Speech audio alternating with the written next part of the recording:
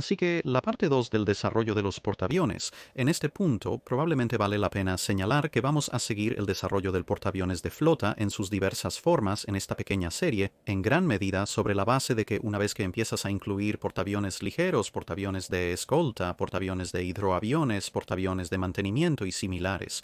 terminarías hablando durante unas 3 o 4 horas sobre cualquier era particular que te importe definir vagamente, incluso en lo que necesariamente es un resumen relativamente breve.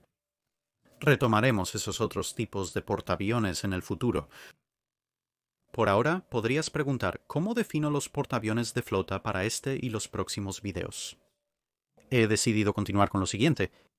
Los portaaviones deben ser diseñados como tal desde la quilla, ya que estamos más allá de la era de las grandes conversiones, a menos que sea el primer intento de una nación por tener uno. Debe haber sido capaz de alcanzar alrededor de 30 nudos o más o menos un nudo, y debe haber sido diseñado para llevar al menos 36 aviones, es decir, 3 escuadrones, al menos si se utiliza un escuadrón de 12 aviones.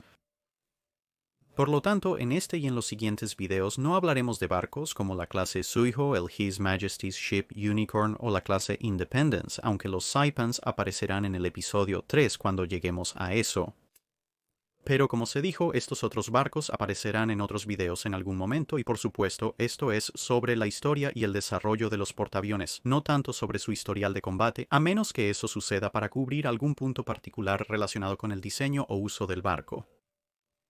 Así que vamos a repasar los diversos portaaviones por nación en orden por la cual la nación estableció su primer portaaviones de este período, ya que a diferencia del video anterior hay algunas líneas bastante claras de desarrollo en juego. Comenzamos con la Marina Imperial Japonesa, específicamente con el portaaviones Ryuho, también conocido como el Gran Explotador de Lagunas Legales. Antes de su construcción, una serie de diseños de portaaviones dedicados habían circulado tanto en círculos japoneses como en otros lugares, pero en la década de 1920 estos habían sido principalmente iteraciones en diseños como Hermes o Hosho, lo que significaba diseños de desplazamiento de 10 a 15.000 toneladas en su mayoría y que a su vez significaba que contarían hacia el límite de desplazamiento para portaaviones bajo el Tratado Naval de Washington en un periodo en el que todos estaban tratando de averiguar cuál era el mejor uso de los portaaviones. Además, con las grandes conversiones a punto de empezar a navegar, la idea de un barco más pequeño no era tan atractiva, así que no prosperaron. Pero para finales de los años 20, Japón confiaba lo suficiente en su doctrina de portaaviones que buscaban expandir su flota, y pensaron que habían hallado una forma de hacerlo mientras mantenían su asignación de desplazamiento del Tratado de Washington para barcos más grandes más adelante. Verás que en dicho tratado un portaaviones se definía como un barco que desplaza más de 10.000 toneladas y diseñado para transportar aviones, dado que los primeros portaaviones dedicados, Hermes y Hosho, estaban justo por debajo o alrededor de este límite, y se sentía lógicamente que a medida que el tamaño y rendimiento de los aviones aumentaba, cualquier nuevo portaaviones de flota tendría que ser más grande para ser útil. Pero los japoneses decidieron ver si podían obtener un portaaviones útil de menos que esto, utilizando todas las técnicas de ahorro de peso y contabilidad creativa que habían desarrollado en sus líneas de cruceros y destructores. El barco resultante no sería ni de cerca tan capaz como Akagi o Kaga, no importaría tanto siempre y cuando tuviera un grupo de vuelo útil y pudieran construir tantos como quisieran. Para estar del lado seguro, y también para hacer el diseño más barato y por lo tanto más fácil de construir en grandes cantidades, Ryuho fue diseñado para desplazar unas 8.000 toneladas a desplazamiento estándar, renunciando a cualquier apariencia de protección en un casco que se situaba entre Hosho y Hermes en términos de dimensiones generales, así como la falta de una isla. Todo esto fue con el fin de llevar inicialmente 24 aviones y alcanzar una velocidad de alrededor de 29 nudos. Ahora bien, esto era un poco menos de lo que un barco como un Kagi podía hacer, pero con Kaga en la flota era una velocidad máxima aceptable para la marina japonesa, ya que Kaga era aún un poco más lento. Con el trabajo comenzando en 1929, a mitad de la construcción se decidió que debería llevar 48 aviones, por lo que se añadió una cubierta de hangar completa y cuando emergió parecía que la marina japonesa tenía un verdadero ganador en sus manos, un portaaviones rápido que podía operar un grupo aéreo más grande que algunos barcos con más del doble de su desplazamiento y más de la mitad de barcos 4 veces su desplazamiento. Dos de este nuevo tipo ofrecerían más redundancia y más aviones que incluso los gigantes portaaviones de la clase Lexington, mientras que también necesitarían menos hombres para tripularlos. Pero todo esto fue detenido abruptamente por dos desarrollos importantes. En primer lugar, el Tratado Naval de Londres de 1930 cerró la laguna que Rougier estaba explotando con una serie de aclaraciones. Específicamente, artículo 3, sección 1. Según el Tratado de Washington, la definición de portaaviones del capítulo 2, parte 4, se sustituye por la siguiente. La expresión portaaviones incluye cualquier buque de guerra de superficie, sin importar su desplazamiento, diseñado para el propósito específico y exclusivo de transportar aviones, y construido de tal manera que los aviones puedan ser lanzados desde allí y aterrizados en él. Luego, el artículo 4, sección 1, ningún portaaviones de 10.000 toneladas o 10.160 toneladas métricas o menos de desplazamiento estándar, montando un cañón por encima de 6.1 pulgadas de calibre, será adquirido o construido por o para cualquiera de las altas partes contratantes. Sección 2. A partir de la entrada en vigor del presente tratado con respecto a todas las altas partes contratantes, ningún portaaviones de 10.000 toneladas métricas o menos de desplazamiento estándar montando un cañón por encima de 6.1 pulgadas y 155 milímetros de calibre será construido dentro de la jurisdicción de cualquiera de las altas partes contratantes. El tono subyacente de "esto te incluye a ti" Japón apenas podría haber sido más claro si estuviera escrito en los márgenes con tinta roja en mayúsculas. Esto provocó una parada inmediata a los planes para construir más de este tipo de portaaviones, que se unió a los informes continuos de problemas de estabilidad en el barco, que no se vieron ayudados por la cubierta del hangar adicional que no había figurado en el diseño original. Con los incidentes de Tomodoro y la Cuarta Flota a principios. En la década de 1930, el barco fue llevado de vuelta al muelle para un refuerzo adicional y otras acciones para intentar mantenerlo en posición vertical. Las medidas iniciales tomadas después del primer incidente resultaron bastante afortunadas, ya que ella estuvo presente durante el último incidente e incluso con los cambios iniciales sufrió daños e inundaciones en el hangar. Sin las modificaciones iniciales, su destino podría haber sido mucho peor. Luego se realizaron modificaciones adicionales, remodelando y elevando la proa entre otras cosas. Consecuentemente, su desplazamiento estándar total superó las 10.000 toneladas de cualquier manera. Así que, incluso si la laguna no se hubiera cerrado, ella no habría sido una explotadora práctica de lagunas a largo plazo, en cualquier caso. Sin embargo, demostraría ser útil como barco de pruebas, así como en sus funciones normales, con muchos aviones que entrarían en servicio en la Marina japonesa, debutando para pruebas a bordo de ella durante los años 30, así como demostrando una serie de nuevas tácticas, incluyendo el uso del entonces nuevo bombardero en picado. También evidenciaría una de las mayores fallas en su idea general. Aunque podía operar 48 aviones cuando entró en servicio, el aumento de tamaño y capacidad de los aviones navales durante los años 30 hizo que su capacidad total disminuyera bastante rápido, con muchos aviones posteriores incluso incapaces de usar el elevador trasero del barco. No obstante, ella proporcionó a la Marina japonesa una valiosa experiencia, preparándolos para su próximo intento de un primer portaaviones de flota adecuado, Soryu. Aunque Soryu y Hiryu se mencionan a menudo juntos y a veces se agrupan en la misma clase, existen algunas diferencias sustanciales entre los dos barcos. Se suponía que debían ser iguales, ya que ambos fueron autorizados en el mismo programa naval a principios de los años 30, pero Saryu se estableció en 1934, lo que significaba que, aunque utilizó muchas de las lecciones de Ryuyo, su diseño se finalizó antes de los dos incidentes importantes mencionados, y por lo tanto estaba bastante ligeramente construida, con un perfil relativamente estrecho y una protección de armadura mínima.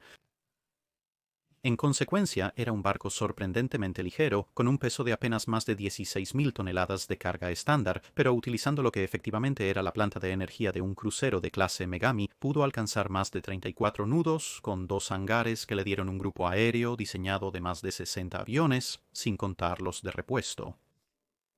Esto se comparó muy bien con los portaaviones más antiguos, triplicando el grupo aéreo de los primeros portaaviones construidos por menos del doble del desplazamiento, siendo considerablemente más rápido, y teniendo entre el 70% y 80% del grupo aéreo de las diversas conversiones grandes que eran casi el doble de su propio desplazamiento.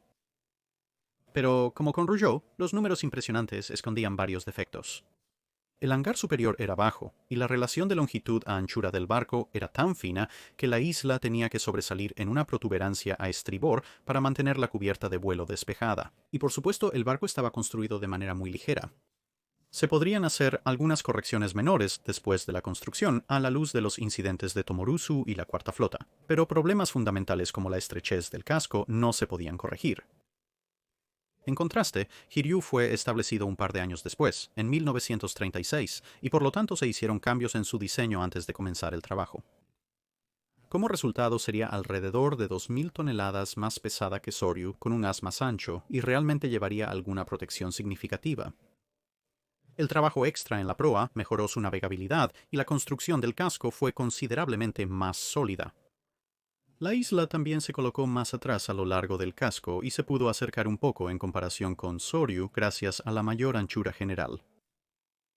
Como los planes de la Marina japonesa pedían que los portaaviones operaran en parejas, Hiryu también tenía una característica casi única que hasta ahora solo se había visto en Akagi. La isla estaba en el lado de babor del barco. Esta función finalmente no funcionó muy bien. Y no se repetiría en general. Estos 3 primeros portaaviones construidos a propósito servirían lo suficientemente bien, aunque Rugio vería a su grupo aéreo y su paquete de ataque operacional dejarla fuera del deber de primera línea en Kiribati para muchas operaciones, y Hiryu y Soryu terminarían sintiendo la presión de los sacrificios en protección que habían hecho cuando ambos fueron golpeados en Midway por 3 bombas cada uno, aunque eran armas de 1.000 libras que no habían anticipado.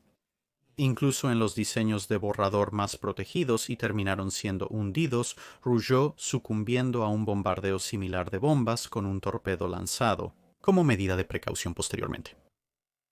La Marina Imperial japonesa ahora poseía 4 portaaviones de flota completos más Rougeau, y con una variedad de lecciones aprendidas, ahora estaba en posición de ordenar su primera clase de portaaviones de flota, que en realidad estaría compuesta por barcos similares, la clase Shikaku. Con Hiryu establecido en 1936, el mismo año en que Japón se retiró del sistema de tratados navales, los Shikakus podrían establecerse sin preocupaciones sobre los límites del tratado en desplazamientos disponibles, y aunque solo se ordenaron al año siguiente, los barcos representaron un enorme cambio. La Marina japonesa quería un portaaviones que combinara lo mejor de todos sus barcos anteriores, el significativo poder de fuego defensivo del Kaga reacondicionado, la enorme capacidad de carga de un Kagi y la velocidad de Soryu y Hiryu, así como una mejor armadura y un mejor rango operativo en comparación con cualquier portaaviones, ya sea actual o proyectado, en servicio japonés, estadounidense o británico. Por lo tanto, el desplazamiento del nuevo barco sería casi el doble de la cantidad de agua que desplazó Soryu, registrando poco menos de 30.000 toneladas de desplazamiento estándar, lo que los convierte en el diseño de portaaviones de flota dedicada más grande del periodo anterior a la guerra. Y también incorporarían un control de daños mucho más avanzado y un sistema de defensa contra torpedos integral en comparación con diseños anteriores. Sin embargo, un problema crucial solo se resolvió en el último momento. Al principio, los barcos tenían una isla en el lado de babor, aproximadamente a la mitad del barco. La idea era ayudar a equilibrar el barco, ya que el peso de la isla compensaría el peso de los escapes en el lado de estribor, y también aumentar la cantidad total de espacio abierto disponible en la parte delantera de la cubierta de vuelo para despegues. Se pensaba que aproximadamente la mitad de la longitud de la cubierta era suficiente para aterrizajes. El último factor era el más importante, pero los escapes estaban en el camino de una isla a estribor en esa ubicación deseada, y forzar una alineación a babor tenía el beneficio del efecto de equilibrio mencionado.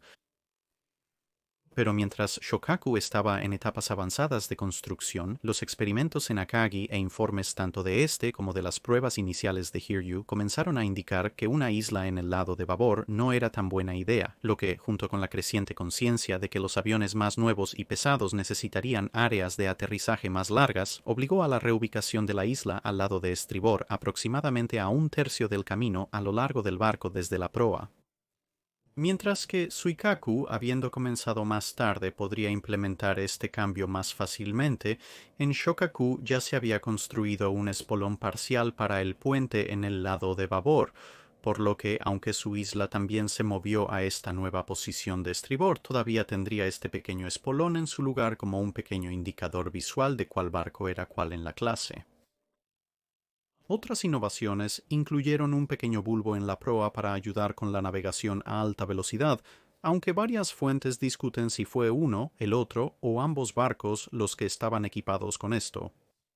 Aunque a partir de las fotos disponibles y el equilibrio de las fuentes, estoy inclinado a optar por ambos en este caso, ya que Shikaku definitivamente tenía esta innovación, como se puede ver en las fotos del astillero, y parecería un poco extraño que Suikaku, el segundo barco de la clase, de alguna manera no estuviera equipado con ella. Los hangares del barco estaban cerrados, de acuerdo con los principios de diseño japoneses, aunque las paredes eran de construcción ligera y estaban allí principalmente para mantener fuera el mar en lugar de algo más agresivo. Se consideró la idea de que estas secciones fallaran bajo presión para explotar en caso de un evento catastrófico en el hangar, mitigando así los efectos de cualquier explosión significativa. A pesar de su mayor tamaño, los barcos aún podían alcanzar más de 34 nudos gracias a una planta de energía monstruosa. Estaban diseñados para llevar 72 aviones activos y 24 de reserva, pero debido a aviones más nuevos y grandes, una maldición constante de los portaaviones de entreguerras, el número de aeronaves de reserva bajó a 12, manteniendo 72 activos. Grandes, rápidos, bien protegidos y con un gran grupo aéreo, los Shikakus representaban portaaviones excepcionalmente poderosos para su época, aunque el enorme desplazamiento sí ayudaba con cierto argumento posible de que, al menos en el momento de la puesta en servicio, eran los portaaviones más poderosos del mundo, aunque los avances tecnológicos que ocurrieron con gran rapidez a finales de los años 1930 y principios de los años 40, particularmente en el Departamento de Defensa Antiaérea, exacerbarían algunas de las debilidades del barco o incluso crearían nuevas. Los portaaviones japoneses construidos en el periodo de entreguerras llevarían 127 milímetros respaldados por baterías del cuestionable cañón de 25 milímetros en varias monturas.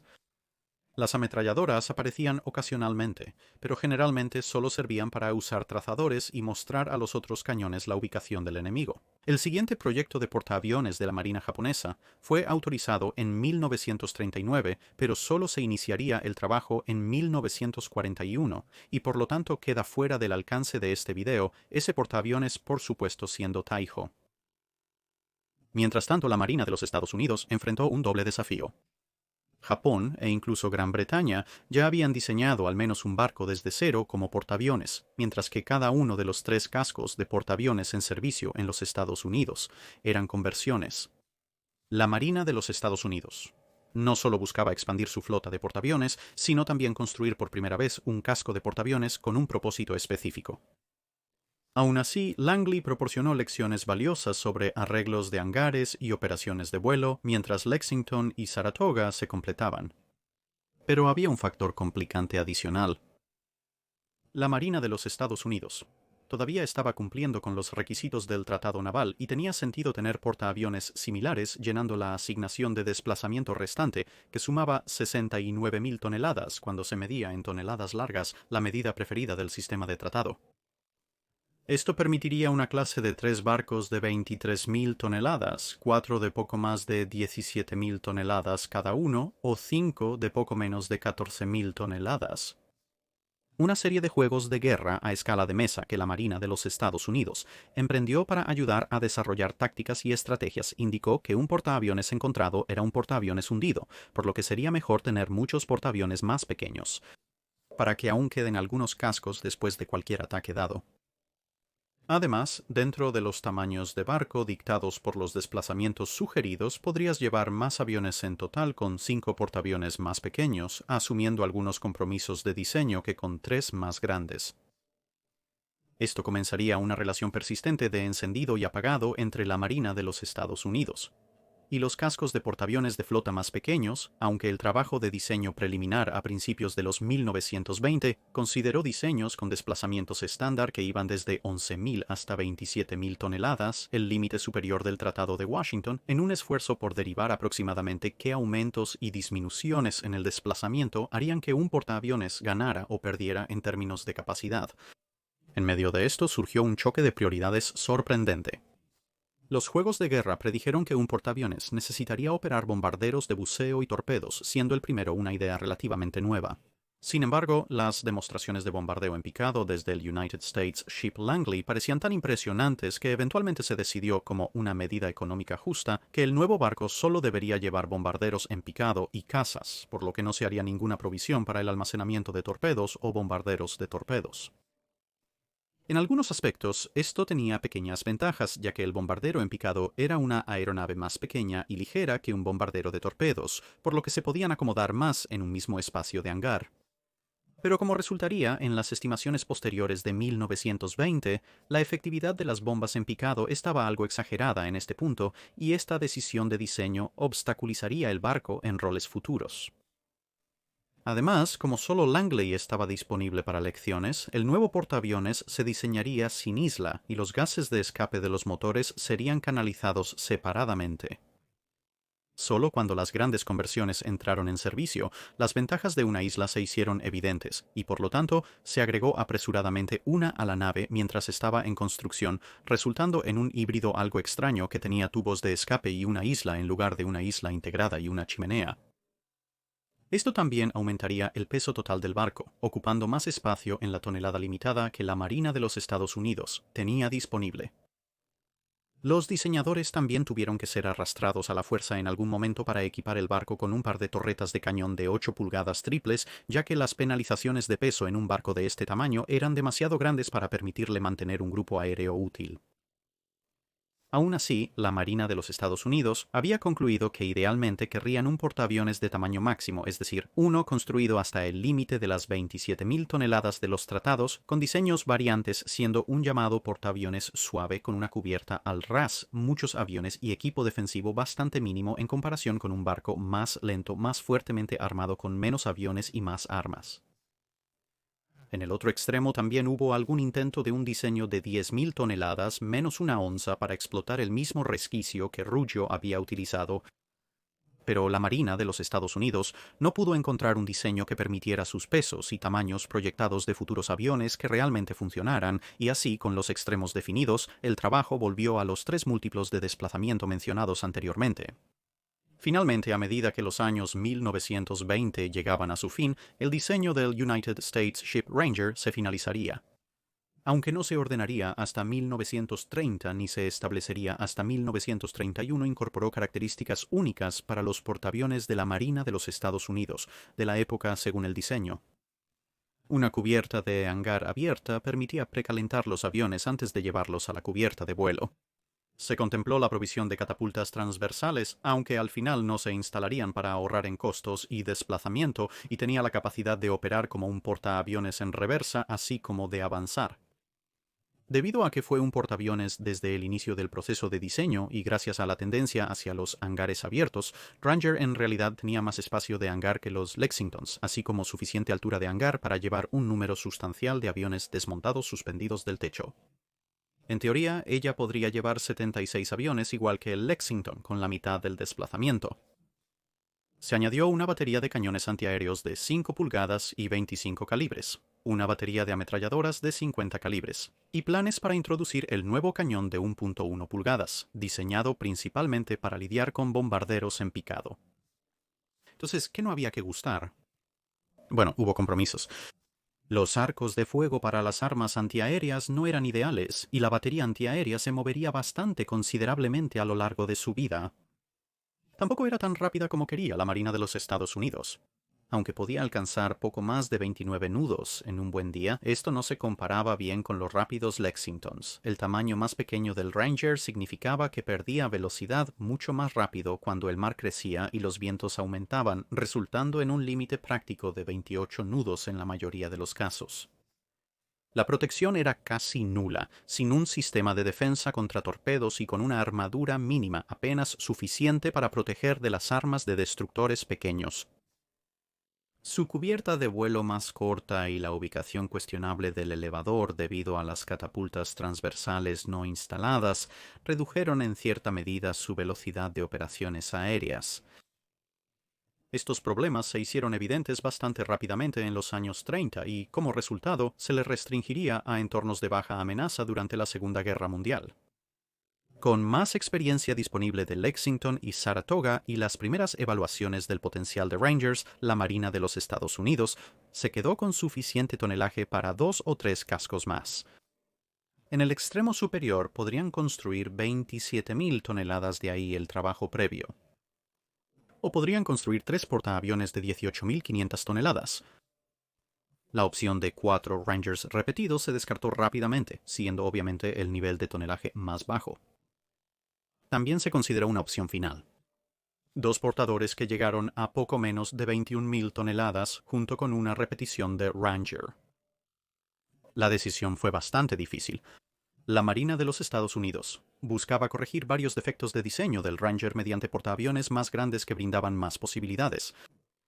También deseaban más cascos y, como la Marina japonesa, consideraban que las operaciones de portaaviones en parejas eran una buena estrategia. Aunque se podían hacer algunas mejoras en un casco de 18.500 toneladas, esto no ofrecía demasiado espacio para actualizaciones y dejaría a la Marina de los Estados Unidos con un par de portaaviones grandes, 3 portaaviones medianos y Ranger. Finalmente se tomó la decisión de optar por una solución de compromiso: repetir el Ranger, que al menos en teoría sería más barato y tendría alguna utilidad, mientras que 2 cascos de 20.800 toneladas ofrecían un margen razonable para mejoras en el diseño, como reintroducir el bombardero de torpedos, que realmente tenía un sistema de defensa contra torpedos, eligiendo mayor velocidad, protección y armas antiaéreas extras, así como la idea de tener 2 cubiertas de despegue, o más precisamente la capacidad de que algunos aviones más ligeros, como los cazas, despeguen directamente desde el hangar, así como operaciones normales desde la cubierta de vuelo. Casi inmediatamente hubo un debate sobre qué forma deberían tomar los niveles aumentados de protección. La defensa contra torpedos era un hecho, pero algunos creían que un portaaviones destinado a atacar líneas de suministro enemigas debía tener un fuerte armamento antisuperficie y la protección de un cinturón de blindaje correspondiente. Otros creían que la principal amenaza serían otros portaaviones, por lo que se debería priorizar la protección de la cubierta y el poder de fuego antiaéreo. Se pensaba que un impacto de bomba debería afectar las operaciones de un portaaviones y 2 lo sacarían completamente de las tareas operativas con juegos de guerra y ejercicios de problemas de flota, sugiriendo que aunque un portaaviones aún no era el arma decisiva, la capacidad de controlar los cielos, explorar y mermar la flota enemiga sería una gran ventaja, lo que resultó en que muchos ejercicios tuvieran a ambos lados yendo tras el portaaviones del otro primero para lograr la superioridad aérea requerida. Se pensó seriamente en implementar una cubierta de vuelo blindada, pero con los otros requisitos asociados a un gran grupo aéreo que formaba la base del pensamiento de los portaaviones de la Marina de los Estados Unidos. En ese momento, se decidió que no era posible adaptar esto en un portaaviones de este desplazamiento sin demasiado compromiso en otras áreas. El hombre que intentó adaptar cañones de 8 pulgadas triples al Ranger había escapado de nuevo, ya que uno de los esquemas propuestos durante el diseño, el esquema J, era más grande de lo necesario. Llevaba solo 65 aviones. Tenía una cubierta de vuelo de 2/3 del casco, pero ofrecía gran protección de armadura y una batería completa de crucero pesado, con 3 torretas de cañones de 8 pulgadas triples hacia adelante. Pero afortunadamente sería la propuesta inmediatamente anterior, el esquema primero, la que pasaría a formar la base de la clase Yorktown. Teóricamente, este diseño de 20.000 toneladas tendría protección contra el fuego de cañones de 6 pulgadas y la capacidad de llevar 90 aviones, aunque la forma en que se calculaban los números de aviones mostraba alguna variación dependiendo del tipo de avión llevado y podría superar los límites prácticos de las operaciones de cubierta. Teóricamente, Ranger podría llevar 108 aviones si solo se usaran cazas y se apilaran completamente tanto el hangar como la cubierta, a pesar de que su complemento más común entonces era de alrededor de 70. Del mismo modo, la capacidad de la clase Lexington era de 70, 90 o 110 aviones dependiendo de la medida que se utilizara. La principal restricción era que si agregabas más aviones en la cubierta, no podías recuperar los aviones ya que el área de aterrizaje estaría ocupada. En un ejercicio, un grupo aéreo de 82 aviones operativos a bordo del Lexington se redujo a 52 al día siguiente después de experimentar problemas para gestionarlos a todos. La razón por la que el esquema primero ahora era de 20.000 toneladas en lugar de 20.700 toneladas era que se había dado cuenta de que una cubierta de vuelo de 2 niveles, blindaje para la cubierta de vuelo principal y un hangar y barco bien protegidos no cabrían todos en este desplazamiento. Así que, al eliminar alrededor de 700 toneladas y asignarlas de ambos barcos al tercer barco más pequeño, se esperaba que dos de las características se pudieran mantener de todos modos, pero el tercer barco podría usar las 1.400 toneladas extra combinadas para incorporar algunas características adicionales que faltaban en Ranger. El portaaviones más pequeño perdería el sistema de defensa contra torpedos y tendría un grupo aéreo teórico de unos 20 menos que los buques de 20.000 toneladas, con la característica que se eliminaba siendo la cubierta de vuelo blindada en ambos.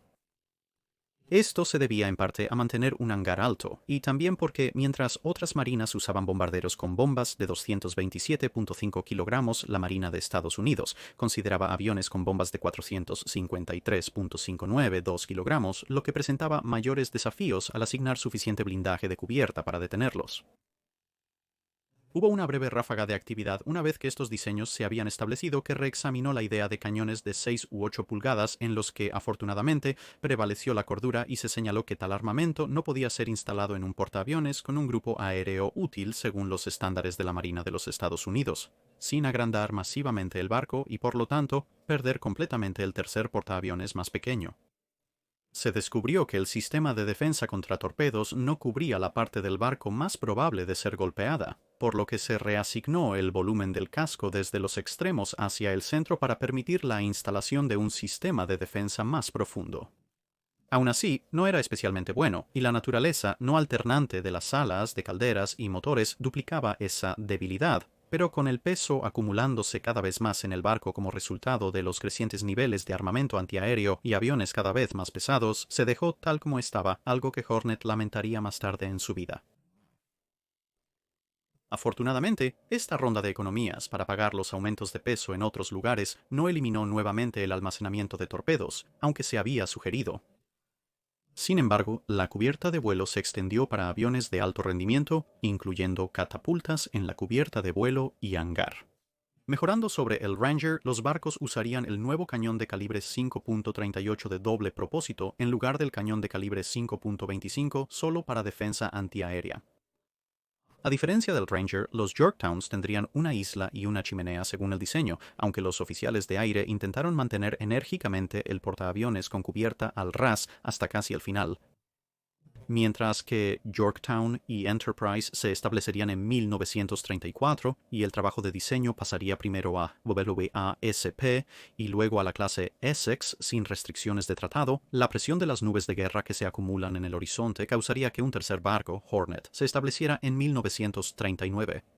Aunque se conocían los compromisos en el diseño de Yorktown, simplemente era mucho más rápido construir otro de la clase que intentar cualquier otra cosa, y con poco más de 32 nudos de velocidad, la Marina de los Estados Unidos sabía que los 3 barcos de la clase Yorktown serían interoperables con los Lexingtons. En general, los Yorktowns eran portaaviones muy buenos para su tamaño. A pesar de las preocupaciones sobre su sistema de defensa contra torpedos, demostraron ser notablemente resistentes cuando recibían impactos en esta área. Las dos principales debilidades del diseño eran la maquinaria no alternativa y la falta de protección sustancial contra los ataques de bombardeo en picado. Este último contribuyó a la pérdida de Yorktown y las visitas repetidas de Enterprise a los astilleros. Sin embargo, la mayoría de estos problemas eran conocidos hasta cierto punto en el momento del lanzamiento y fueron más forzados en la clase por la necesidad de cumplir con las restricciones de peso del tratado que cualquier fallo particular del propio equipo de diseño. Como hemos dicho, en realidad habían diseñado portaaviones de 27.000 toneladas que mitigaban muchas de estas preocupaciones. Eso, por supuesto, deja a WASP, que sufrió muchos de los mismos problemas que los Yorktowns durante la fase de diseño, límites en el desplazamiento y el hecho de que, aunque ahora estaba disponible un extenso cuerpo de experiencia de la operación de los Lexingtons, para cuando su diseño fue finalizado y la quilla se colocó en 1936, ninguno de los portaaviones construidos para este propósito estaba aún en servicio, por lo que algunas características introducidas en Ranger y los Yorktowns todavía se consideraban no probadas en este punto. Aunque su desplazamiento estaba mucho más cerca de Ranger que de Yorktown o Enterprise, en muchos aspectos Wasp se reduciría a partir de este último en lugar de aumentar a partir del primero, en parte debido al diseño más avanzado de Yorktown y en parte porque se reconoció que había una serie de características en Ranger que los diseñadores querían evitar específicamente, como la cubierta al ras con una isla instalada apresuradamente. El deseo predominante era mantener el armamento tanto en términos de aviones como de armas a casi todos los demás costos, lo que resultó en que Wasp tuviera las mismas armas defensivas que los Yorktowns, una mezcla de armas de 5 pulgadas 38, de 1.1 pulgadas y de calibre .50. Con esto establecido, se consideraron una serie de otras opciones, considerando los efectos en el grupo aéreo de diferentes niveles de velocidad y armadura. Al igualar la armadura y defensas de torpedos, los Yorktowns redujeron el grupo aéreo a la mitad y disminuyeron la velocidad a un inaceptable 25 nudos. Aumentar la velocidad a 32 nudos implicaba cero protección y las mismas limitaciones para el grupo aéreo. El intento de tener protección parcial de armadura y un sistema de defensa de torpedos en los años 60 redujo la velocidad y el tamaño del grupo aéreo, manteniendo un desplazamiento aproximado de 14.000 toneladas. Un grupo aéreo de 72 era posible con potencia de fuego defensiva, como se especificó en una velocidad de poco más de 29 nudos, lo que al menos le permitiría mantenerse al ritmo de Ranger, pero solo a costa de no tener defensa de torpedos y armadura mínima en otros lugares. Y ese grupo aéreo solo era posible con la eliminación al estilo Ranger de los torpedos y los bombarderos de torpedos del diseño, aunque como resultó, Wasp operaría Avengers de todos modos más tarde. A pesar de esto, Wasp contaba con varias características innovadoras. Su maquinaria estaba parcialmente distribuida, lo que la hacía mucho más resistente que sus predecesores más grandes, siempre y cuando los daños se limitaran a inundaciones. También introdujo el elevador de borde de cubierta y fue construida con un casco no simétrico, lo que permitió al barco equilibrar la carga desplazada de la isla y la chimenea sin necesidad de lastre muerto. Desafortunadamente, su estabilidad casi se deshace por algo ajeno al diseño del barco, su grupo aéreo. El peso total de los aviones más modernos significaba que el peso total de sus 4 escuadrones proyectados era más del doble de lo que las estimaciones iniciales de diseño habían sugerido, lo que a su vez significaba que no podía llevar aviones de reserva, por temor a que este peso adicional en la parte alta del barco resultara en un momento His Majesty's Ship Captain. Resultó que AASP podía alcanzar casi 31 nudos, al menos en pruebas, gracias a una serie de pequeñas pero críticas mejoras en la tecnología del motor que tuvieron lugar mientras se diseñaba y construía, pero era lo suficientemente pequeña para ser añadida al barco sin ningún rediseño radical, aunque su velocidad en el mar se mantuvo alrededor de 30 nudos. Al final, su falta de protección, como la del Ranger, causó su pérdida cuando los torpedos rompieron los tanques de gasolina. Estas debilidades eran conocidas al momento del lanzamiento e introducidas por los límites de peso del tratado más que por negligencia de los diseñadores.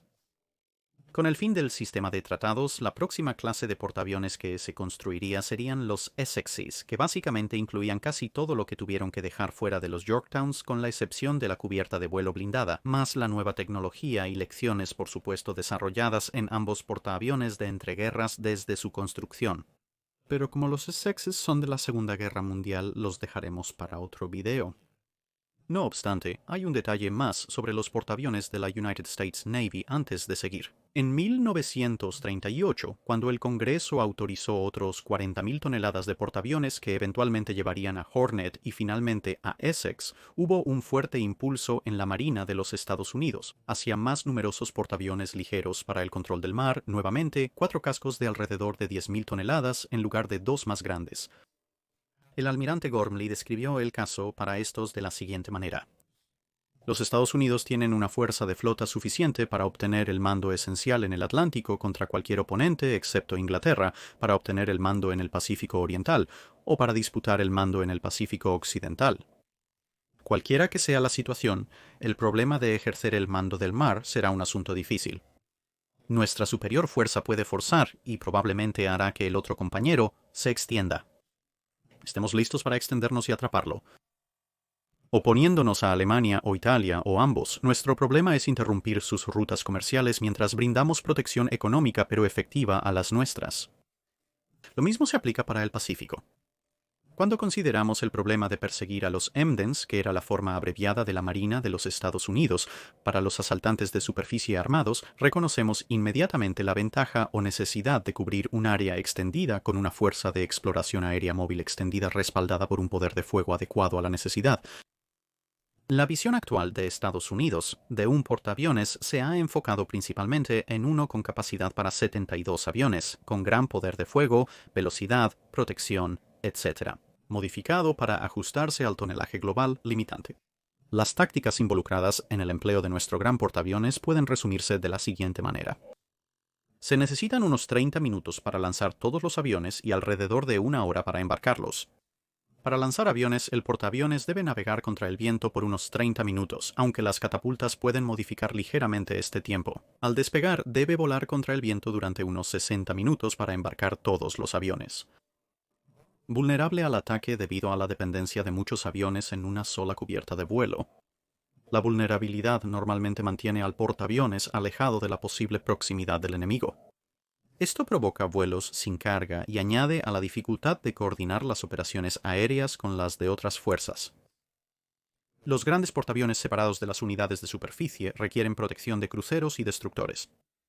El gran portaaviones lleva una mezcla de aviones, cazas, bombarderos, torpederos y exploradores. El portaaviones subordina el poder de fuego al aéreo. Se concentra en el poder de ataque aéreo. En términos generales, el área que puede ser patrullada efectivamente o buscada por un portaaviones con 72 aviones supera muy poco a la que puede ser buscada por un portaaviones de 36 aviones. Si se encontrara necesario patrullar un área de 500 por 1200 millas, se podría hacer mejor con 3 portaaviones pequeños que llevan un número reducido de aviones que con 2 portaaviones grandes. Si solo hubiera portaaviones grandes disponibles, se emplearían 3 para la tarea. Para el reconocimiento necesitamos un número de portaaviones para poder esparcirlos. Debemos reducir la vulnerabilidad respecto al número de aviones inutilizados por daños en la cubierta de vuelo o submarinos. Debemos incrementar el poder de fuego para disminuir su dependencia de la protección continua y próxima de los cruceros.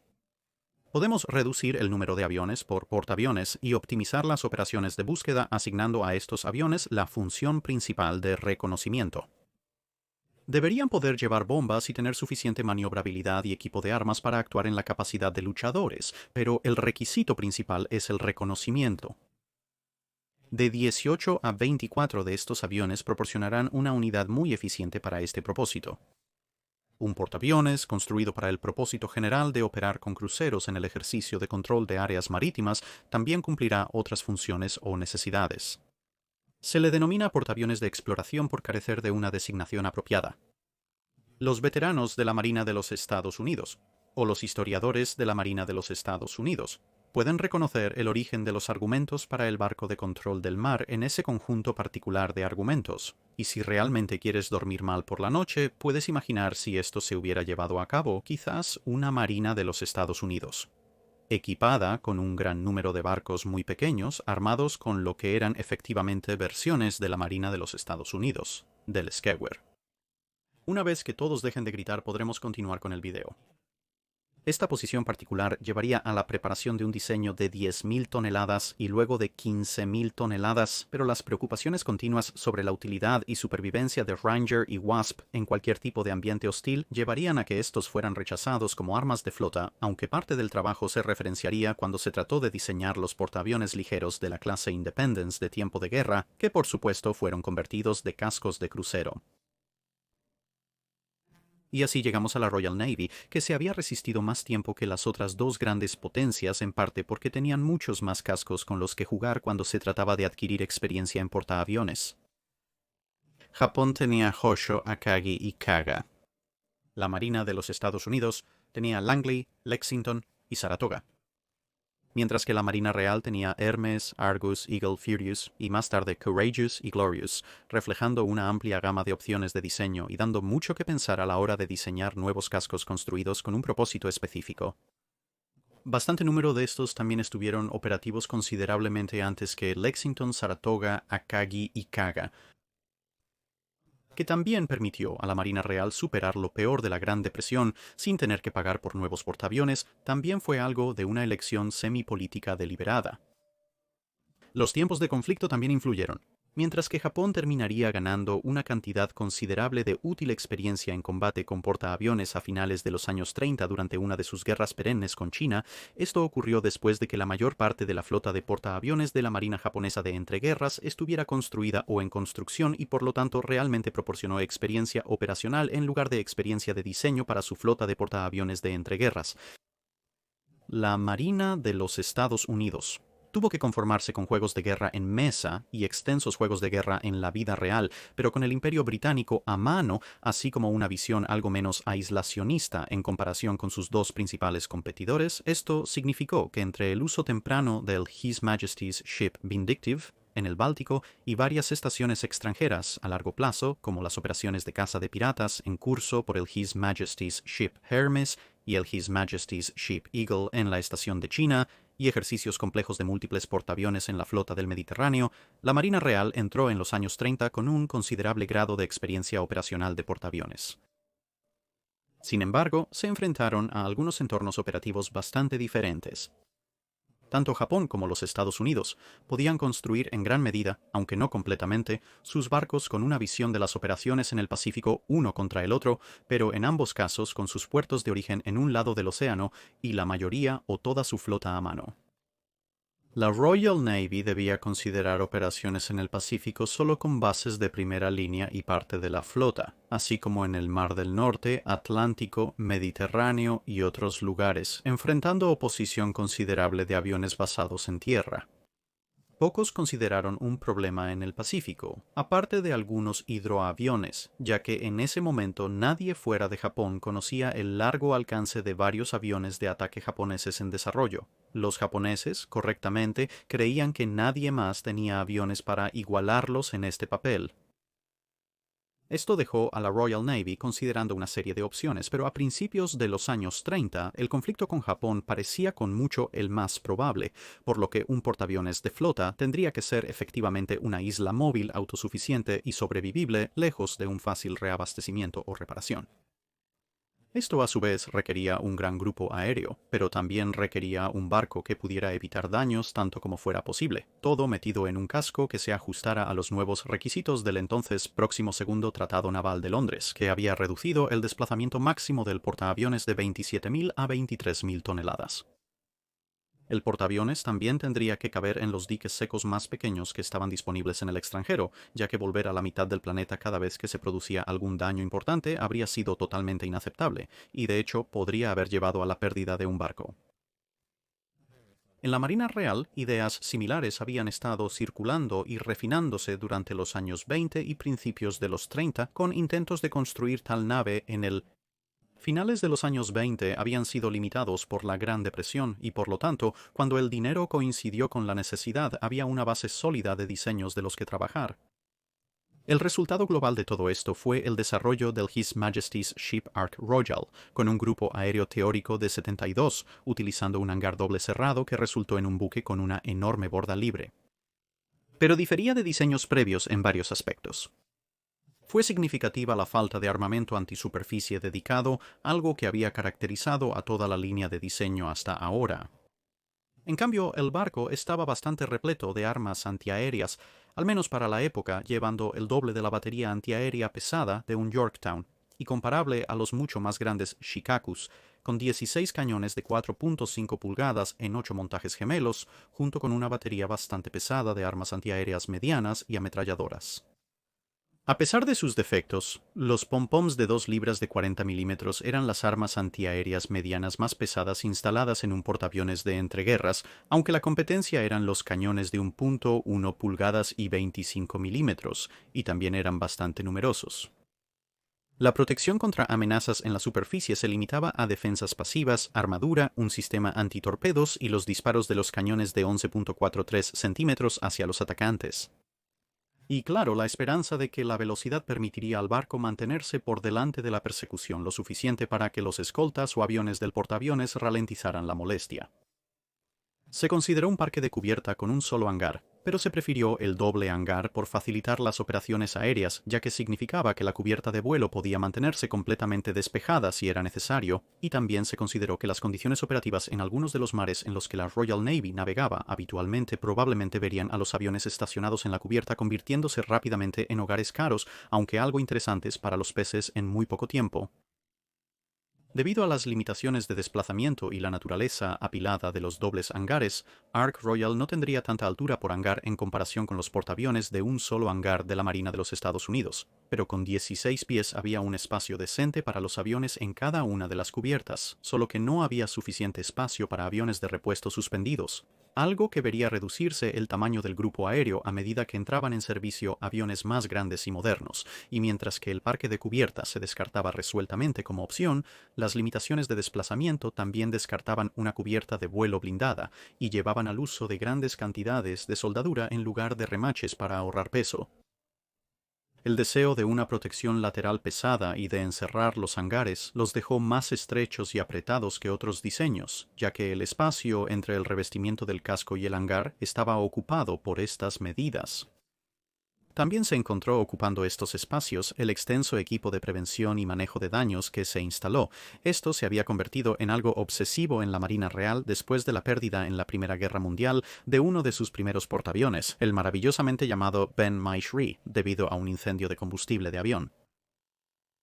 Como resultado de la necesidad de adaptarse a los diques secos más pequeños, el casco era mucho más corto en la línea de flotación que en el nivel de la cubierta de vuelo. Se agregaron un total de 118 pies a la longitud total para cuando se alcanzó este nivel de la cubierta de vuelo, unos 66 pies por encima de la línea de flotación. Para tener una idea de la escala, la cubierta de vuelo de Ark Royal en realidad se situaba casi 10 pies más alta sobre el agua que la cubierta de vuelo de un superportaaviones moderno de propulsión nuclear. Aunque fue diseñada para unos 30 nudos, demostró poder alcanzar 31 nudos en un apuro durante las pruebas. Como con cada portaaviones en este video, excepto los Shikakus, tuvo que haber algún compromiso debido a las restricciones de desplazamiento del tratado y en Ark Royal esto se encontró principalmente en los espacios de maquinaria que estaban significativamente menos subdivididos con la práctica estándar. Esto facilitó el mantenimiento del barco, ya que las cubiertas inferiores, casi catedralicias, eran más fáciles de mover. Sin embargo, resultarían ser su talón de Aquiles cuando fue torpedeado en la Segunda Guerra Mundial, con los grandes espacios siendo riesgos fatales de inundación. Otro factor a tener en cuenta es que con la expectativa de operaciones a largo plazo y una distancia muy larga para reabastecerse, una buena parte del espacio del hangar de Ark Royal se reservó para un extenso taller de mantenimiento y sus recursos asociados. Esto se diseñó para permitir al barco reparar y reconstruir aviones dañados que regresaron de misiones, extendiendo su vida útil operativa. Algo que las marinas de los Estados Unidos y Japón abordaron en gran medida asignando una serie de estructuras de aviones de repuesto a sus portaaviones con un taller de maquinaria mucho más pequeño. Esta elección fue impulsada en parte por la reacción de la Royal Navy ante la llegada de aviones más nuevos y rápidos que difería un poco de la reacción pero de otras marinas. Antes de la invención del radar, se pensaba que estos aviones más nuevos y rápidos casi con seguridad podrían llegar al portaaviones antes de que se pudieran lanzar cualquier caza más allá de la patrulla aérea de combate. Las marinas japonesa y estadounidense creían en un ataque masivo bastante rápido para abrumar a su enemigo, con un segundo ataque a la flota enemiga en general, suponiendo que el portaaviones sobreviviera a este primer intercambio de golpes. Los japoneses creían que la supervivencia se lograba mejor golpeando al enemigo más lejos de lo que ellos podían golpear de vuelta, y luego usando velocidad, patrulla aérea de combate y cañones antiaéreos si eso fallaba. La Marina de los Estados Unidos confió más en golpear al enemigo con fuerza, velocidad y anticipación. Y aunque la patrulla aérea de combate y los cañones antiaéreos estaban presentes, quizás fue la más aceptada de las tres grandes marinas ante la posibilidad de perder un portaaviones, al menos como una unidad operativa si no se hundía realmente, como resultado directo de un ataque o contraataque enemigo. Por otro lado, la Marina Real planeaba operaciones a largo plazo, con el grupo aéreo diseñado para múltiples ataques durante semanas, y un portaaviones que sobreviviría parcialmente mediante patrullas aéreas de combate y evasión, pero principalmente por ser un objetivo malo y resistente. Que un ataque enemigo sería poco probable que acertara en primer lugar, de ahí la preponderancia de armamento antiaéreo. Dicho todo esto, el ARC Royal fue diseñado con un papel de ataque inusualmente pesado en mente. Aunque el grupo aéreo del ARC Royal era más pequeño que el de otros portaaviones, estaba fuertemente inclinado hacia los bombarderos de torpedos, que también servían como aviones de reconocimiento, un papel asumido por los bombarderos en picado en los barcos estadounidenses. Y aviones de reconocimiento dedicados en otros barcos de la Marina japonesa en este periodo de tiempo, con el equilibrio compuesto casi en su totalidad por bombarderos en picado, siendo los cazas un componente relativamente pequeño de su grupo aéreo total, el uso dual ostensible de aviones como el Skiwer a pesar de todo, y esto también quizás explica el grupo aéreo ligeramente más pequeño, ya que, por supuesto, el bombardero de torpedos ocupa más espacio. También viendo un debut a bordo del barco y un factor en su diseño fue la capacidad para operaciones nocturnas, algo con lo que la Marina Real había obsesionado desde Jutlandia. En los días previos al radar, esta era parte de la razón por la que los aviones de la flota aérea siempre debían tener un segundo asiento, para ayudar con la navegación, y también en parte por qué los complementos de los cazas eran tan pequeños. Los aviones podrían proteger efectivamente la flota durante el día, cuando mayormente no se requieren por la noche. Con este fin, los barcos llevaban un faro de guía con una característica bastante ingeniosa. Giraba una vez por minuto en un haz muy estrecho. La tripulación sincronizaría sus relojes con él antes de despegar, de modo que cuando recibieran el haz brevemente en su equipo, al comparar el blip con la posición de la manecilla de los segundos en su reloj en el momento de la recepción, obtendrían automáticamente un rumbo de regreso al barco. Por ejemplo, si un radiooperador recibía la señal a los 30 segundos después del minuto, entonces la baliza estaba apuntando al sur en ese momento y por lo tanto tendría que girar recíprocamente al norte para encontrar el barco. Dicho todo esto, para cuando el Ark Royal estaba en construcción, la creciente amenaza de los aviones de ataque rápido combinada con ejercicios que mostraban que quizás el fuego antiaéreo no era tan letal como todos esperaban, más las crecientes amenazas en Europa, vieron una probabilidad mucho mayor de tener que luchar en el rango de una cobertura aérea terrestre significativa. Y todo esto sumó a la necesidad de cambiar de rumbo en el diseño. Incluso el Pacífico era un nuevo entorno con la Marina de los Estados Unidos y la Marina japonesa construyendo portaaviones más grandes con significativos grupos aéreos, aumentando drásticamente el número de aviones que enfrentaría un portaaviones de la Marina Real. Sin ninguna forma de detectar o interrumpir los ataques entrantes a tiempo, nuevamente antes del radar, así como el deseo de que los portaaviones operen muy de cerca con una flota rápida, lo que puede resultar en que estén bajo cierta cantidad de fuego directo, parecía al almirante Henderson, entonces a cargo de adquirir nuevos barcos para la Marina Real, que los próximos portaaviones tendrían que ser mucho más resistentes para sobrevivir a los ataques entrantes inevitables. Esto llevó a que el próximo conjunto de portaaviones se convirtiera en la clase Ilustre. Pero no era solo la amenaza del poder aéreo enemigo, también era una consideración de rol.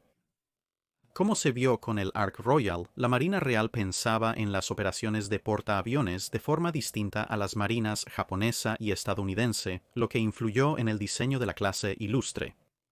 Con la Marina Real ya teniendo un número de cascos similares en perfil de rol, sino en grupo aéreo, al Ark Royal, a saber Furious, Courageous y Glorious, estos podrían proporcionar una defensa aérea más general y poder de ataque a la flota. Pero con la guerra europea todos los adversarios potenciales tenían marinas significativamente más pequeñas que los británicos, y por lo tanto sería probable que resguardaran sus propias fuerzas en el puerto hasta que consideraran que las circunstancias les eran favorables, sentados bajo la cobertura del poder aéreo basado en tierra e intentando desgastar la Marina Real por atrición.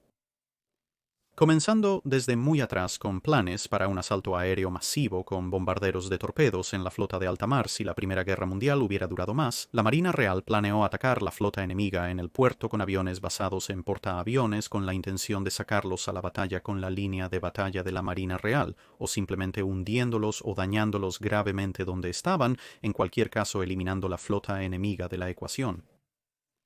Pero en los años 30 varias cosas estaban claras. Ninguna cantidad sensata de portaaviones sería capaz de disputar los cielos sobre Wilhelmshaven o Taranto durante el día, y cualquier intento de lanzar un asalto por la noche, usando los necesariamente más pesados y pequeños aviones de ataque naval, dejaría a los buques responsables en un riesgo significativo de contraataque por aviones terrestres de mayor alcance, tanto en el camino de entrada como especialmente en el camino de salida. Con la Real Marina invirtiendo fuertemente en operaciones nocturnas, el problema de la superioridad numérica era menos, pero el riesgo de un contraataque abrumador era aún mayor en este perfil de misión, por lo que la protección tenía que ser una prioridad absoluta. Por lo tanto, la clase fue diseñada con una caja blindada que formaba el hangar, lo que llevó a lo que para un portaaviones era una pesada placa de armadura en los lados, lo que requería un hangar cerrado, junto con un techo blindado que formaba una buena parte de la cubierta de vuelo y también cubría los espacios de maquinaria y revistas. Esto se diseñó para operar en dos niveles.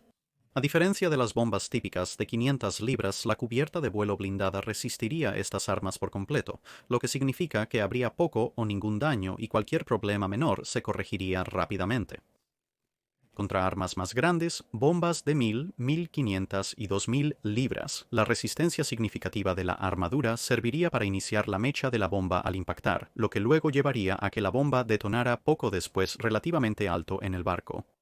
Aunque esto destruiría aeronaves y dañaría el hangar, las extensas medidas de control de daños y la compartimentación de este espacio deberían en teoría salvar a parte del grupo aéreo y permitir que el barco en su conjunto sobreviva, mientras que sin esta protección, tal arma sin duda perforaría profundamente el barco antes de explotar, probablemente causando daños mucho más fatales a los depósitos de municiones, el casco submarino o los motores. Además, si estas armas más pesadas se lanzaran a altitudes más bajas o si llegaran en un ángulo, la cubierta de vuelo blindada debería proporcionar una protección relativamente buena cuando se trataba de desviar sus ataques también.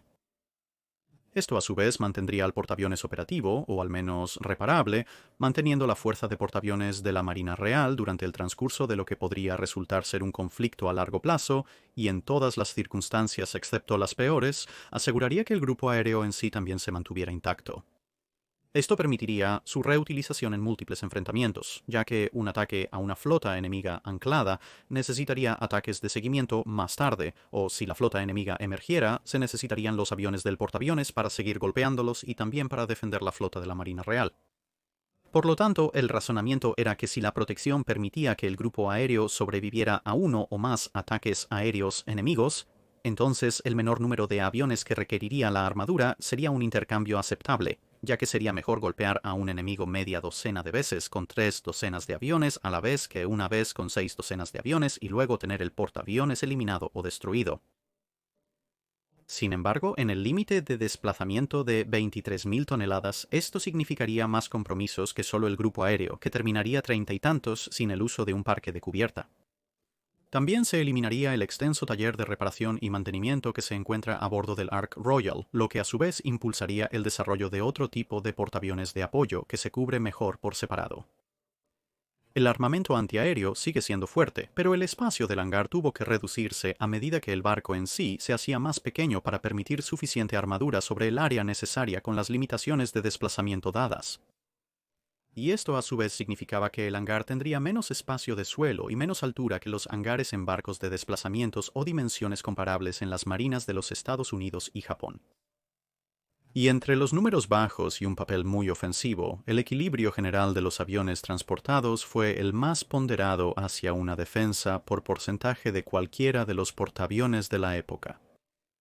Sin embargo, el hecho de que su construcción solo comenzara en 1937 significaba la integración del radar durante la etapa de equipamiento, lo que permitiría un uso más efectivo del necesariamente muy pequeño complemento de cazas de lo que hubiera sido el caso. El cuarto barco, Indomitable, fue alterado para tener un hangar doble parcial, ya que el ritmo del desarrollo de aviones navales ya comenzaba a indicar que un portaaviones con un pequeño complemento podría quedar reducido a inútil con la llegada de aviones más grandes. Esto aumentó su capacidad de carga sin un parque de cubierta por un escuadrón a 48 aviones, aunque para cuando entró en servicio en realidad terminaría llevando muchos más aviones de combate que aviones de ataque, ya que el curso de la guerra en el mar había cambiado sustancialmente para cuando entró en servicio operativo completo. Al igual que con la Marina de los Estados Unidos, a finales de los años 30 hubo conversaciones sobre una serie de portaaviones pequeños de 10 a 12.000 toneladas, pero los diseños mostraron un costo del 60% de un Illustrious por un tercio del grupo aéreo, baja velocidad y supervivencia limitada, por lo que la idea se descartó rápidamente. De todas las clases principales de portaaviones de entreguerras, la clase Illustrious sería la única que saldría del otro lado de la Segunda Guerra Mundial sin sufrir una pérdida de casco, aunque no por falta de intentos por parte del enemigo, lo que de muchas maneras validó la resistencia incorporada en el diseño. Pero los hangares bajos, que habían sido un compromiso necesario para blindar los barcos con el desplazamiento limitado disponible, significaba que sus carreras posteriores a la guerra estaban limitadas por la incapacidad de operar los aviones más nuevos y cada vez más grandes, por lo que pasarían la siguiente década o más principalmente como buques de segunda línea y de entrenamiento, aunque fueron los únicos portaaviones de preguerra que tuvieron algún papel importante en el entorno posterior a la guerra. Ninguno de los portaaviones japoneses de preguerra sobrevivió a la guerra. De la fuerza estadounidense, los tres supervivientes, Saratoga, Ranger y Enterprise, fueron bombardeados con armas nucleares y desguazados, a pesar de los esfuerzos por preservar el Enterprise, siendo uno de los mayores agravios en la preservación de barcos. Hubo dos tipos más de portaaviones de flota que se construirían durante el período de entreguerras, aunque ninguno prestaría servicio ya que ninguno se completó, las clases alemanas Graf Zeppelin y las francesas Joffre, pero dado que nunca se completaron tendrán sus propios videos separados. Esto concluye el desarrollo de los portaaviones de flota en el período entreguerras. La Segunda Guerra Mundial vería a Taiho, Essex, Implacable y otros tomar el campo, mientras que otros esfuerzos como Seydlitz, Aquila y así sucesivamente, y hasta cierto punto Shenano, nunca llegarían a fructificar completamente. Pero esos barcos y más detalles sobre el desempeño de la flota de portaaviones de entreguerras en combate serán para otra ocasión.